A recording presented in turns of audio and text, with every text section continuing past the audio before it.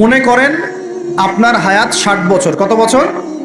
মনে করেন, for example, চোখ বন্ধ করবেন আজকে বাসায় গিয়ে ঘুমানোর সময়, দোয়া দরুদ পড়ে চোখটা বন্ধ করে ভাববেন আদনান ভাই কথাটা বলে গেছে, একটু ভাবি। এইটুক যদি ভাবতে পারেন আজকে বাসায় গিয়ে, আজকে ওয়াজ আমার সফল ইনশাআল্লাহ। এই যে 200 কিলো আসছি, আবার 200 কিলো যাবো, ইনশাআল্লাহ সফল। কি ভাববেন প্রিয় ভাই? আমিও কিন্তু তরুণ, আমি কিন্তু বুড়া হয়ে যাই নাই। বুড়া হয়ে গেছি এখনো? আচ্ছা, আপনিও তরুণ। তরুণরা একটু ভাবি, চোখ বন্ধ করে ভাববেন যে আল্লাহ পাক আপনাকে সৃষ্টি করেছিলেন আল্লাহর ইবাদত করার জন্য। সূরা জারিয়াত 56 নম্বর আয়াত, ওয়া মা খালাকতুল জিন্না ওয়াল ইনসা ইল্লা লিয়াবুদুন। 1 2, আল্লাহ পাক আপনাকে সৃষ্টি করেছিলেন যাতে করে আল্লাহর দ্বীনটাকে আপনি আল্লাহর জমিনে প্রচার করেন, প্রসার করেন, প্রতিষ্ঠা লাভ করেন। এই দুইটা আপনার কাজ ছিল। এখন আপনার বয়স হয়ে গেছে 30 বা 25, ধরে নেন যে আপনার হায়াত 60 বছর। তার মানে আপনার জীবনে বাকি আছে এখন 30 বছর। এই যে 30 বছর আপনি নষ্ট করেছেন বা চলে গেছে, চোখ বন্ধ করে চিন্তা করবেন এই 30 বছরে কত ওয়াক্ত নামাজ পড়েছেন, কতদিন রোজা রেখেছেন, এই 30 বছরে 30টা আয়াত আপনি পড়েছেন কিনা, এই 30 বছরে 30টা সূরা আপনি শিখেছেন কিনা, 30 বছরে আপনি 30টা ইসলামিক বই পড়েছেন কিনা, আপনি নবীর 30টা হাদিস পড়েছেন কিনা, 30 দিন জামাতের সাথে নামাজ পড়েছেন কিনা, 30 দিন দিনের দাওয়াত দিয়েছেন কিনা, 30টা দিন দান সদকা করেছেন কিনা। আমি খুব বেসিক কথা বলছি, আমি বলিনি আপনি 30 দিন 30টা যুদ্ধ করেছেন কিনা, এই কথা বলিনি। আমি আপনাকে বেসিক কথা বলছি, একদম বেসিক প্রাইমারি কথা। আপনি 30 দিন নামাজ পড়েছেন কিনা, 30টা রোজা ঠিক মতো রাখছেন কিনা, আপনি কি 30 বার মেয়েকে দেখে চোখ নামাতে পেরেছেন কিনা, আপনি কি 30টা সূরা শিখেছেন কিনা, 30 বার আপনি কি রাসূলের জীবনী পড়েছেন কিনা, তার হাদিস পড়েছেন কিনা, আপনি কি নবী সাল্লাল্লাহু আলাইহি ওয়াসাল্লামের স্ত্রীদের নাম জানেন কিনা, তার জীবনী জানেন কিনা, আকীদা কি জিনিস আপনি জানেন কিনা, 30টা মাসলা মাসাইল আপনি বোঝেন কিনা। আপনি চিন্তা করবেন আজকে। এই একটা চিন্তা আপনার জীবনটাকে বদলে ফেলবে ইনশাআল্লাহ। এই একটা চিন্তাই যথেষ্ট আপনার জীবনকে বদলে ফেলার জন্য। এই চিন্তাটা আরেকভাবে করবেন। এটা ভাবার পরে আপনি চোখটা খুলবেন, চোখটা খুলে সাদা কাগজ নিয়ে বসবেন, উঠে বসবেন, বসে আপনি লিখবেন। এই যুবক ভাই শোনেন, বসে আপনি লিখবেন।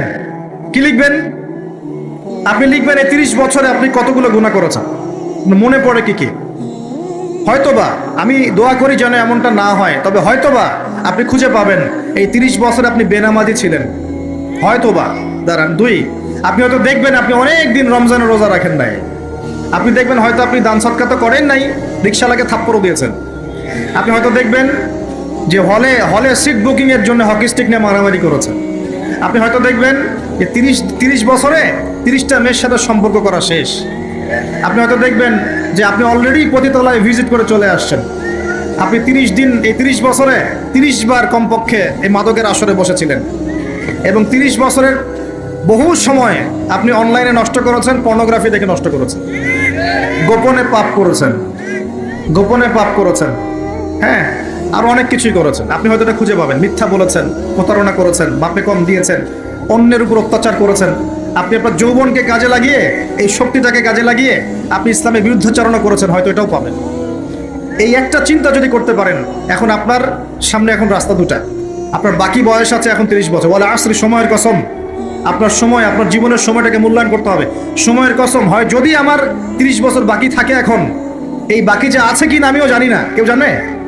অনিশ্চিত পরীক্ষার হল, কেউ জানে না খাতা কখন কেড়ে নেওয়া হবে। আর এটা কারাগারের জীবন, মানে কারাগারে বসে কেউ নিজের মন গড়া পদ্ধতিতে চলতে পারে না, যেরকম রুটিন সেরকম চলতে হয়। কারাগারের জীবনে বসেই আপনি সুদ খাচ্ছেন, কারাগারে বসেই ঘুষ খাচ্ছেন, কারাগারে বসেই জেনা করছেন, কারাগারে বসেই বেনামাজি থাকছেন, কারাগারে বসেই হোয়াটসঅ্যাপে মেসেঞ্জারে মেয়েদের সাথে প্রেম করছেন, কারাগারে বসে। এটা কারাগারের জীবন। কারাগারের জীবন যদি বাকি থাকে আর 20-30 বছর, আপনার সামনে এখন রাস্তা 3টা। 1, আপনি কি গতানুগতিক যেভাবে চলেছেন সেভাবেই শেষ করবেন জীবনটা?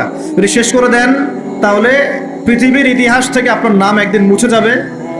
আপনি একাই কবরে শুয়ে থাকবেন, আপনার আত্মা ইল্লিনে না গিয়ে সিজ্জিনে চলে যাবে। পৃথিবীর কোনো মানুষ আপনাকে মনে রাখবে না। আপনি একা একাই আযাব ভোগ করতে থাকবেন, কেউ আপনাকে বাঁচাতে আসবে না। শেষ। এবং এই আযাব একবার শুরু হলে কোনোদিনও শেষ হবে না, কোনোদিনও না। কবরেও, হাসরেও, বারজাখেও এবং আপনার জাহান্নামেও। এটা একটা অপশন। 2 নম্বর অপশন, আপনি নিজেকে সংশোধন করলেন, সংশোধন করে গতানুগতিক মুসলিম হলেন। গতানুগতিক মুসলিম কেমন? হ্যাঁ, তওবা করেছি, এখন আমি মাশাআল্লাহ 5 ওয়াক্ত নামাজ টুকটাক পড়ার চেষ্টা করি, আমি মিথ্যা কথা বলি না, আমি হালাল খাওয়ার চেষ্টা করি, হ্যাঁ, আমি পার্ট টাইম কিছু দাওয়াতি কাজ করি, এবং আমি আমার পরিবার নিয়ে সুখে শান্তিতে বসবাস করার চেষ্টা করছি। আমি কোনো ঝুঁকির মধ্যে যাই না, ঝুঁকিতে যাই না।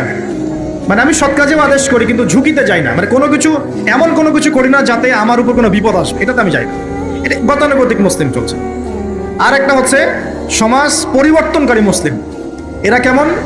এরা নিজেরা তো জ্ঞান অর্জন করেই এবং জ্ঞান অনুযায়ী আমলও করে, তারা সৎ কাজে আদেশও করে, একই সাথে অসৎ কাজে নিষেধও করে, সত্যটাকে নির্ভীকতার সাথে, সাহসিকতার সাথে, হিকমার সাথে সবার সামনে উপস্থাপন করে, আল্লাহর কাছে দোয়া করে এবং সমাজটাকে পরিবর্তন করে ফেলার চেষ্টা করে। এরা হচ্ছে আহসান, সবচেয়ে উত্তম শ্রেণী। কিভাবে বললাম উত্তম শ্রেণী? নবীজি বলছেন তোমাদের সামনে একটা জামানা আসবে, এটাও শেষ জামানার হাদিস। তোমাদের সামনে একটা জামানা আসবে, জামানা সবরিন, কঠিন সবরের জামানা। ঈমান ধরে রাখা হাতে জ্বলন্ত আগুন ধরে রাখার মতো হবে। ওই সময় যদি তোমরা কেউ আমার সুন্নতের উপর অটল থাকতে পারো, আমার মৃত সুন্নতকে আবার জীবিত করতে পারো, তাহলে 50 জন শহীদ সাহাবীর নেকি পাবে ইনশাআল্লাহ। এরা সমাজ পরিবর্তনকারী মানুষ। আর ইতিহাসে যারা সমাজ পরিবর্তনকারী মানুষ, তাদের জীবনে পরতে পরতে বিপদ আপদ বলা মুসিবত আসবেই। আমার ছোট্ট গবেষণায় 4টা ক্ষেত্র থেকে আসতে পারে যখন আপনি হকের উপর থাকবেন। 1 নাম্বার, প্রথম বাধা চলে আসবে পরিবার থেকে। কোত্থেকে? পরিবার। আপনি গতানুগতিক মুসলিম হলে আপনি সব জায়গায় পার পেয়ে যান, কিন্তু যদি একটু কঠোরতা প্রয়োগ করেন যে আমি একদম কোরআন সুন্নাহর 100% ফলো করতে চাই, আমি এমন না যে নামাজও পড়ি শুধু খাবো, এমন হব না। আমি নামাজও পড়বো, শুধু খাবো না, আমি রোজাও রাখবো, আমি জাকাতও দেবো, আমি হজ উমরাও করবো, আল্লাহর বিধানের প্রতি শ্রদ্ধাশীল থাকবো, চেষ্টা করবো ইসলামটা প্রসার করার প্রতিষ্ঠার চেষ্টা করবো। তখন আপনার প্রথম বাধা আসবে পরিবার থেকে। দাড়ি রাখছো কেন?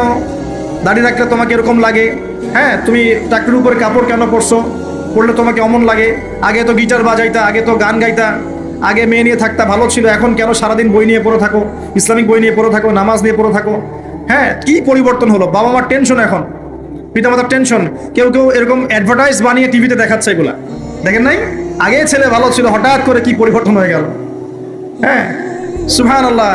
আল্লাহর পথে ফিরে আসা মানুষের ক্রাইটেরিয়া এগুলো মেনশন করে বলছে, এইগুলো দেখা গেলে যোগাযোগ করবেন স্থানীয় কর্তৃপক্ষের সাথে, ওই ছেলের মধ্যে সমস্যা আছে। আস্তাগফিরুল্লাহ, আস্তাগফিরুল্লাহ। একজন ব্যক্তি গিটার বাজাতো, গান গাইতো, মাদকের সাথে ছিল, মেয়ে নিয়ে ফুর্তি করতো, সেখান থেকে এসেছে নামাজ পড়ছে, এই জন্য কি সে জঙ্গি হয়ে যাবে? এখন সে মাশাআল্লাহ কোরআন তেলাওয়াত করছে, কোরআন বোঝার চেষ্টা করছে, আলেম ওলামার কাছে গিয়ে পরামর্শ করছে, হাদিস পড়ছে, এই জন্য কি সে জঙ্গি হয়ে গেছে? পশ্চিমারা যা গিলায় আমরা তাই গিলি, পশ্চিমারা যা গিলায় আমরা তাই গিলবো কেন? ওদের কাছে কিসের জ্ঞান আছে?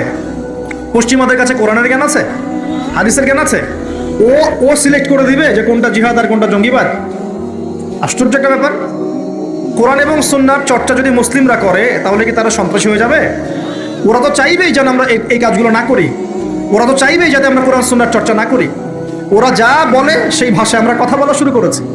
ওরা বলছে, একটু পরে আমি বুঝাচ্ছি আপনাদেরকে, ওরা বলেছে যে জ্ঞান সেটাই, ভালো করে বোঝেন, জ্ঞান সেটাই যেটা পরীক্ষা নিরীক্ষা, যুক্তি, বিজ্ঞান, দর্শন দিয়ে লাভ করা যায়।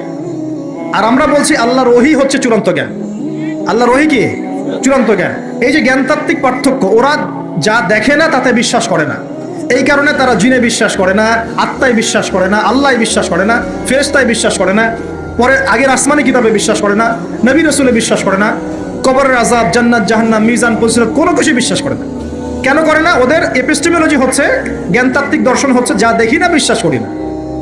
আর ওই দর্শনটা আমরা কাট পেস্ট করে নিয়ে আমাদের ছোট ছোট বাচ্চাদেরকে এখন গিলাচ্ছে এগুলো। এখন ওই দর্শন কেন ফলো করবো আমরা? আমাদের দর্শন হচ্ছে চূড়ান্ত জ্ঞান কার পক্ষ থেকে আসে? আল্লাহর পক্ষ থেকে আসে। আল্লাহ যা সত্য বলেছেন তাই সত্য, আল্লাহ যা মিথ্যা বলেছেন তাই মিথ্যা। আল্লাহর ওহী চূড়ান্ত সত্য মিথ্যার মানদণ্ড, মানুষের যুক্তি, বিজ্ঞান, দর্শন নয়। এই জায়গায় তো পার্থক্য, সে করেই তো পার্থক্য। এই জ্ঞানতাত্ত্বিক সংজ্ঞায় পার্থক্য বলেই তো আপনাকে ডারউইনের মতবাদ পড়াচ্ছে, কারণ সে তো বিশ্বাসই করে না যে মানুষকে আল্লাহ সৃষ্টি করেছে। আর আমরা বিশ্বাস করি আদম আলাইহিস সালামকে সৃষ্টি করেছেন কে? অতএব এই মতবাদের আমাদের কোনো প্রয়োজন নাই, কারণ আমরা তো জানি কোরআনে আল্লাহ পাক এটা বলেছেন। যে জানে না, যার কাছে কোরআন নাই, যার কাছে হাদিস নাই, তার ওই মতবাদের প্রয়োজন আছে, আমার তো নাই। ওরা যা বলে আমরা তাই গেলার চেষ্টা করি। ওরা এগুলো সংজ্ঞা শিখিয়ে দিয়েছে যে মুসলিম যুবকরা এরকম করলে তারা খারাপ হয়ে যাবে, এখন ব্যাস এটা প্রচার করা হচ্ছে। আশ্চর্য বিষয়। আমরা তো চাইবো প্রত্যেক ঘরে ঘরে কোরআনওয়ালা মানুষ তৈরি হোক, হাদিসওয়ালা মানুষ তৈরি হোক, নামাজি হয়ে যাক সবাই, তাহলে সমাজে শান্তি আসবে। একজন নামাজি ব্যক্তি বেশি ভদ্র হয় না বেনামাজি ভদ্র হয়? বলেন। তা নামাজ মানুষকে শৃঙ্খলা শেখায় না?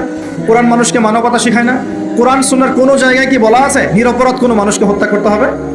বরং আমি তো একটা আয়াত বললাম, কেউ যদি একজন মানুষের জীবন বাঁচায়, সূরা মাইদা আল্লাহ পাক বলছেন, কেউ যদি একজন মানুষের জীবন বাঁচায় সে যেন পুরো মানব জাতিকে বাঁচালো, বলি আলহামদুলিল্লাহ। আর কেউ যদি কোনো মানুষকে অন্যায়ভাবে হত্যা করে সে যেন পুরো মানব জাতিকে হত্যা করে। একটু খেয়াল করে দেখেন, সারা বিশ্বে যত মানুষকে হত্যা করা হচ্ছে মুসলিম কান্ট্রিগুলোতে, সিরিয়া, ইয়েমেন, প্যালেস্টাইন, আফগান তো চলে গেল, তারপরে আপনার ইরাক, লিবিয়া, জর্ডান, লেবানন, ঠিক আছে, ওই যে রোহিঙ্গা, তারপরে উইঘুর, মুসলিমদেরকে যেখানে যেখানে হত্যা করা হয়েছে এখানে মানবতা বিরোধী অপরাধ হয়নি? এটাকে সন্ত্রাসবাদ বলা যায় না? এটা ওদের জঙ্গিবাদ নয় কি? তাহলে প্রকৃত অর্থে সন্ত্রাসী এবং জঙ্গি কারা? মুসলিমরা না ওরা? যখন নিরপরাধ মাসুম বাচ্চাদেরকে বোম মেরে হত্যা করা হয়, মা বোনদেরকে ইজ্জত নষ্ট করা হয়, আমাদের মুসলিম ভাইদেরকে পাখির মতো গুলি করে হত্যা করা হয়, তখন এই মতবাদ থাকে না? তো এদের কাছ থেকে আমাদেরকে শিখতে হবে কোনটা ন্যায় কোনটা অন্যায়। এগুলো চলতে থাক, কিন্তু এই চলা ইনশাআল্লাহ তাআলা বেশি দিন সাস্টেইন করবে না ইনশাআল্লাহ। কারণ আমরা শেষ জামানার ছাত্র, আমরা জানি যে এই জুলুম ইনশাআল্লাহ তাআলা এই বিশ্বের বেশি দিন থাকবে না ইনশাআল্লাহ। অচিরে আল্লাহ রাব্বুল আলামিন এমন প্রজন্ম আনবেন, এমন নেতা আনবেন যাকে আল্লাহ পাক বলছেন তার নাম হবে মাহদি, এবং তার নাম মুহাম্মদ, তার টাইটেল মাহদি। বাবার নাম আব্দুল্লাহ, মায়ের নাম আমিনা। মুহাম্মদ সাল্লাল্লাহু আলাইহি ওয়াসাল্লামের বংশধর থেকে একজন। তার সাথে আল্লাহ পাক ঈসা আলাইহিস সালামকে পাঠাবেন, এবং তিনি এই পুরো জুলুমের শেকড়টাকে এমনভাবে উপরে ফেলবেন যে 40 বছর তার ন্যায় এবং ইনসাফের শাসন না আসা পর্যন্ত কিয়ামত হবে না ইনশাআল্লাহ। অতএব সামনে অপেক্ষা করছে এই বিজয়ের দিন। খুশি হচ্ছেন না বেজার হচ্ছেন? ইনশাআল্লাহ তাআলা এই দিন আমরা দেখে যেতে পারি না পারি, এই মেসেজটা তো পৌঁছে দিতে পারি যে সামনে এটা আসছে ইনশাআল্লাহ। আমাদেরও কিছু দায়িত্ব আছে, আমি সেদিকে পরে আসবো ইনশাআল্লাহ। প্রিয় ভাইরা, একটা কথা খালি বললাম এখানে, যে সময়টাকে মূল্যায়ন করতে আল্লাহ পাক আপনাকে পরামর্শ দিয়েছেন। এখন আপনার সামনে সবচেয়ে বেস্ট অপশন কোনটা? আপনি পাপগুলোর লিস্ট করে 2 রাকাত নামাজ পড়বেন, সুন্দর করে ওযু করে চোখের পানি ছেড়ে দিয়ে আল্লাহকে বলবেন, আল্লাহ এই 30 বছর আমি যত পাপ করেছি, যত পাপ আল্লাহ করেছি, জেনে করেছি না জেনে করেছি, বুঝে করেছি না বুঝে করেছি, প্রকাশ্যে করেছি গোপনে করেছি, যত পাপ আল্লাহ হয়েছে আমার দ্বারা, আল্লাহ তুমি সমস্ত পাপকে মাফ করে দাও। বলবেন আল্লাহুম্মা গফিরলি মা কদ্দামতু ওয়া মা আখখারতু ওয়া মা আসরারতু ওয়া মা আ'লানতু ওয়া মা আনতা আ'লামু বিহি মিন্নি আনতাল মুকদ্দিম ওয়া আনতাল মুআখির ওয়া আনতা আলা কুল্লি শাইইন কাদির। এটা একটা দোয়া। অথবা বলবেন আল্লাহুম্মা আনতা রাব্বি লা ইলাহা ইল্লা আনতা খালাকতানি আনা আবদুকা ওয়া আনা আলা আহদিক ওয়া ওয়া'দিকা মাস্তাতা'তু আউযু বিকা মিন শাররি মা সানা'তু আবু'ু লাক বিনি'মাতিকা আলাইয়া ওয়া আবু'ু বিযানবি ফাগফিরলি ফাইন্নাহু লা ইয়াগফিরু যুনুবা ইল্লা আনতা। এটাও পারেন না? বলবেন আল্লাহুম্মা ইন্নী যালামতু নাফসি যুলমান কাসীরান ফাগফিরলি মাগফিরাতান মিন ইনদিকা ওয়ারহামনি ইন্নাকা আনতাল গফুর। এটাও পারেন না? বলবেন রব্বিগফিরলি। এটাও পারেন না? বলবেন রব্বিগফির ওয়ারহাম ওয়া আনতা খায়রুর রাহিমিন। রব্বিগফির ওয়ারহাম ওয়া আনতা খায়রুর রাহিমিন। আমার সাথে বলেন রব্বিগফির ওয়ারহাম ওয়া আনতা খায়রুর রাহিমিন।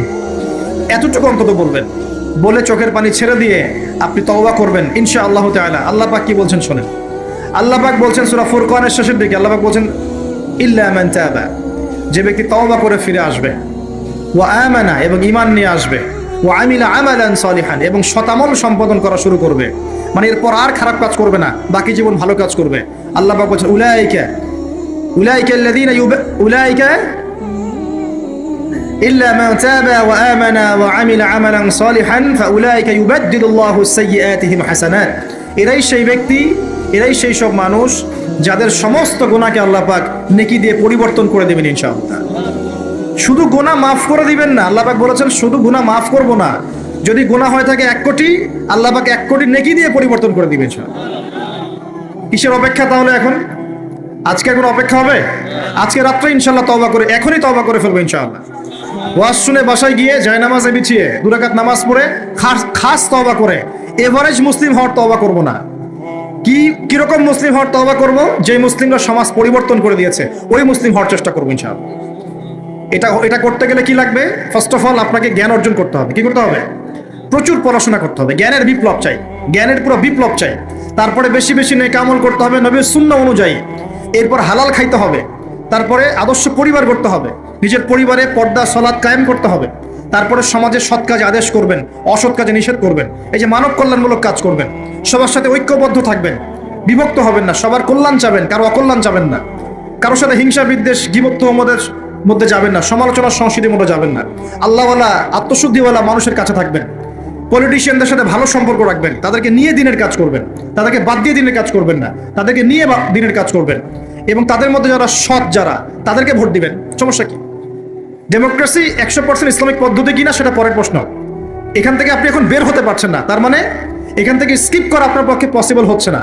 তাহলে যে ব্যক্তি সৎ তাকে কমসে কম নিযুক্ত করেন, সমস্যা কোথায়? তার দ্বারা কিছুটা হলেও তো উপকার হবে। মানে নাই মামার চেয়ে তো কানা মামা ভালো নাকি? খেলাফত তো কায়েম করতে পারছেন না, পারছেন? তাহলে যে পদ্ধতির মধ্যে তুলনামূলক কিছু সৎ মানুষ আছে ওই মানুষগুলোকে নিয়ে আসেন, সমস্যা কোথায়?